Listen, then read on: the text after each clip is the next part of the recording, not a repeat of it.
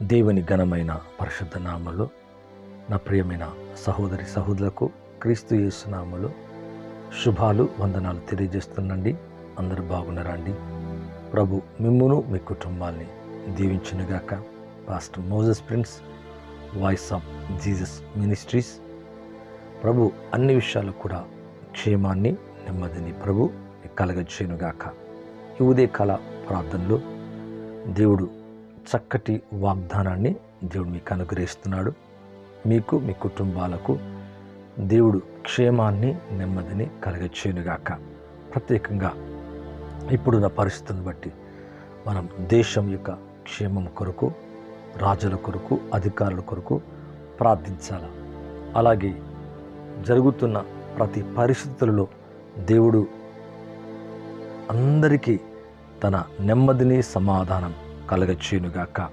దేవుని యొక్క వాక్యంలో వ్రాయబడినట్టుగా 1 తిమోతి 2వ అధ్యాయము 1 నుంచి 3 వచనాల వరకు చూసినట్లయితే మనం సంపూర్ణ భక్తియు మాన్యతతో కలిగి నెమ్మదిగాను సుఖముగాను బ్రతుకు నిమిత్తం అన్నిటికంటే ముఖ్యముగా మనుషులందరి కొరకు, రాజుల కొరకు, అధికారులందరి కొరకు విజ్ఞాపనమును, ప్రార్థనలు, యాచనలు, కృతదాసుతులు చేయవలనని హెచ్చరించుచున్నాను.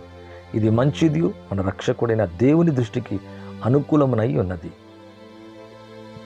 కాబట్టి ఇక్కడ వాక్యంలో వ్రాయబడినట్టుగా మనుషులందరి కొరకు, మరి ముఖ్యంగా రాజుల కొరకు, అధికారులందరి కొరకు విజ్ఞాపన, ప్రార్థనలు, యాచనలు, కృతదాసుతులు చేయవలనని హెచ్చరించుచున్నాను. ఇది మంచిది, మన రక్షకుడైన దేవుని దృష్టికి అనుకూలమునై ఉన్నది. కనుక నా ప్రియమైన సహోదరి సహోదరులారా, అవును, ప్రభు దృష్టికి అనుకూలమైనది జరిగించటం అంటే ఇతరుల కొరకు విజ్ఞాపన చేయటం, ప్రార్థన చేయటం, యాచన చేయటం, కృతజ్ఞతాస్తుతులు చెల్లిస్తూ ఈ విధంగా చేయాలని దేవుని యొక్క వాక్యం అంటుంది. రాజులందరి కొరకు, అధికారులందరి కొరకు ప్రార్థన చేయాలా. అవును, దేశం యొక్క క్షేమం కొరకు మనం ప్రార్థన చేయాలా. మరి ఈ పరిస్థితుల్లో మనం చూసినప్పుడు యుద్ధములు, యుద్ధ సమాచారాలు, భూకంపాలు, అనేక మరి పరిస్థితులు మనం చూస్తున్నాం. ఎంతో బాధాకరమైనవి. అనేకులు నశించిపోవటం, మరణించటం, నెమ్మది లేకపోవటం, ఎక్కడ కూడా క్షేమం అనేది కనబడకుండా ఉన్నట్టుగా చూస్తున్నాం. ఇటువంటి సమయంలో అవును, ఇతరుల యొక్క క్షేమం, ప్రత్యేకంగా దేశం యొక్క క్షేమం, ఇతరుల యొక్క దేశం యొక్క క్షేమం కొరకు కూడా మనం ప్రార్థించేవారిగా ఉండాలా. అవును, ఇతరుల యొక్క క్షేమమే మన క్షేమానికి కారణమవుతుంది. ఇదే ఇర్మియా గ్రంథం 29వ అధ్యాయం 7వ వచనాన్ని కనుక చూస్తే, నేను మిమ్మల్ని చెరగొనిపోయిన పట్టణం యొక్క క్షేమం కోరి దాని కొరకు యెహోవాను ప్రార్థన చేయుడి. దాని క్షేమం మీ క్షేమమునకు కారణమగును. ఇతరుల యొక్క క్షేమం మనకు కారణమవుతుందంట. మన తోటి వారు కావచ్చు, ఇతరులు కావచ్చు, దేశము కావచ్చు, అధికారులు కావచ్చు. మరి ఇప్పుడు ప్రస్తుత పరిస్థితులలో ఇతరుల యొక్క క్షేమము కోరి మనం ప్రార్థించాలంట. ఇక్కడ అంటున్నాడు, క్షేమము కోరి దాని కొరకు, అనగా చెరగొనిపోయిన పట్టణం యొక్క క్షేమం కోరి దాని కొరకు యెహోవాకు ప్రార్థన చేడి దాని క్షేమం మీ క్షేమమునకు కారణమగునంట.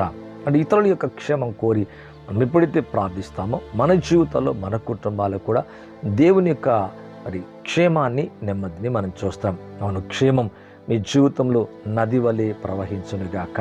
మరి ఈ దినం నుంచి ఒక నిర్ణయాన్ని తీసుకుందాం. ఉదయకాలం లేచి దేశము కొరకు, రాజుల కొరకు, అధికారుల కొరకు విజ్ఞాపన చేయ ప్రారంభిద్దాం. ఉదయకాలం వీలైతే 3 o'clock to 5 o'clock కలిసి మనమందరం కూడా ప్రార్థిద్దాం.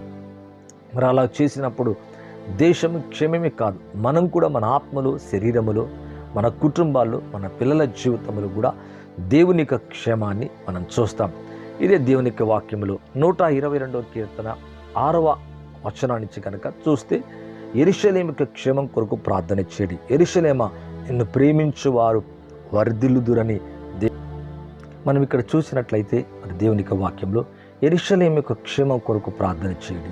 యెరూషలేమా, నిన్ను ప్రేమించువారు వర్ధిల్లుదురు. నిజమే ప్రియులారా, ఇప్పుడు యెరూషలేములో మరి ఇశ్రాయేల్ ప్రాంతము, అలాగే ఇరాక్, ఈ రెండు కూడా యుద్ధము జరగటం మనం చూస్తున్నాం. మరి ప్రత్యేకంగా బైబిల్ అయితే దేవుని యొక్క వాక్యములు ఈ విధంగా సెలవిస్తుంది, యెరూషలేము యొక్క క్షేమం కొరకు ప్రార్థన చేయండి. యెరూషలేమా, నిన్ను ప్రేమించువారు వర్ధిల్లుదురని దేవుని యొక్క వాక్యం అంటుంది. దాని చుట్టుప్రక్కలంతా కూడా విరోధులు. మరి ఈ విరోధుల మధ్యలో మరి దీని క్షేమాన్ని కోరి మనం ఎప్పుడైతే ప్రార్థిస్తామో మనకు కూడా దాన్ని ప్రేమించువారు వర్ధిల్లుతారంట. నీ ప్రాకారములలో నెమ్మది కలుగునుగాక, నీ నగరాలలో క్షేమం ఉండునుగాక. నా సహోదరు నిమిత్తం, నా సహవాసాల నిమిత్తం నీ క్షేమము కలుగునుగాక నేనందును. మన దేవుడి యెహోవా మందిరము నిమిత్తం నీకు మేలు చేయ ప్రయత్నించెదను. ఇక్కడ చూస్తే నీ ప్రాకారములలో నెమ్మది కలుగునుగాక. తన చుట్టూ అంతా వ్యతిరేకత, ఎన్నో సమస్యలు, ఎన్నో యుద్ధాలు, మరి ఎన్నో పరిస్థితులు గుండా వెళుతున్న యెరూషలేము యొక్క క్షేమం కోరి ప్రార్థించాలంట. ఎందుకు దాని క్షేమాన్ని కోరి ప్రార్థించాలంటే యెరూషలేము ఆయన పట్టణం, మహారాజు పట్టణం. మరి దేవుడు ఇశ్రాయేలుని కోరినట్టుగా మరి ఆ ప్రాంతాన్ని మరి దేవుడు ప్రేమిస్తున్నట్టుగా ఆ స్థలాన్ని కోరినట్టుగా దేవునికి వాక్యం అంటుంది. యాకోబుని ఇశ్రాయేలుగా మార్చాడు. మరి ఇశ్రాయేలుని మరి దేవుడు యాకోబుని ఇశ్రాయేలుగా దేశంగా చేశాడు. మరి ఇశ్రాయేలు దేశం యొక్క ఆ పట్టణమే మరి యెరూషలేము. మరి యెరూషలేము యొక్క క్షేమాన్ని మనం ఎప్పుడైతే కోరి ప్రార్థిస్తామో దాన్ని ప్రేమించువారు వర్ధిల్లుతారు. నీ ప్రాకారములలో నెమ్మది కలుగునుగాక, నీ నగరాలలో క్షేమం ఉండునుగాక. అంటే మన జీవితంలో కూడా నెమ్మదిని, క్షేమాన్ని చూడాలంటే దాని యొక్క నగరాలలో క్షేమము కోరి, దాని యొక్క నగరాలలో నెమ్మది ఉండునట్టుగా నిత్యము ప్రార్థించాల. నీ ప్రాకారము చుట్టూ దేవుడు నెమ్మది కలగచ్చేనుగాక. అనగా నీ బార్డర్స్, నీ వాల్స్, నీ చుట్టూ ప్రాంతం, నీ పిల్లలు, నీ కుటుంబం, నీ ఇంటివారు, నీ వ్యాపారం, నీ చేస్తున్న ప్రతిదీ నీ ప్రాకారములలో నెమ్మది కలుగునుగాక, నీ నగరాలలో క్షేమం ఉండుగాక. ఈ ఉదయకాల సమయంలో దేవుడిస్తున్న ఈ వాగ్దాన ప్రకారం నీ జీవితంలో, నీ కుటుంబంలో ఎప్పుడు నీ ప్రాకారములలో అనగా దేహములు, నీ ఆత్మలు, నీ శరీరములు, నీ పిల్లల్లో, నీ కుటుంబంలో నెమ్మదిను, అంతేకాదు నీ నగరాలలో క్షేమం ఉండునుగాక.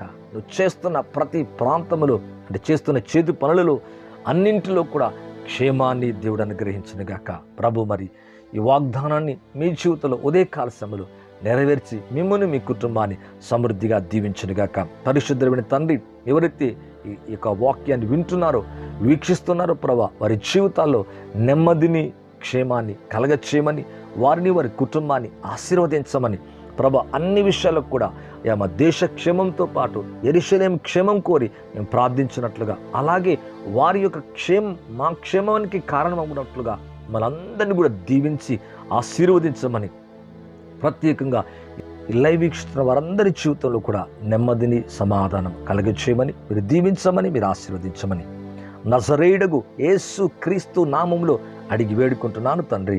ఆమేన్. Thank you. God bless you all. Praise the Lord. ప్రభు అన్ని విషయాలు కూడా మిమ్మల్ని, మీ కుటుంబాన్ని సమృద్ధిగా దీవించి ఆశీర్వదించునుగాక. Thank you. Praise the lord.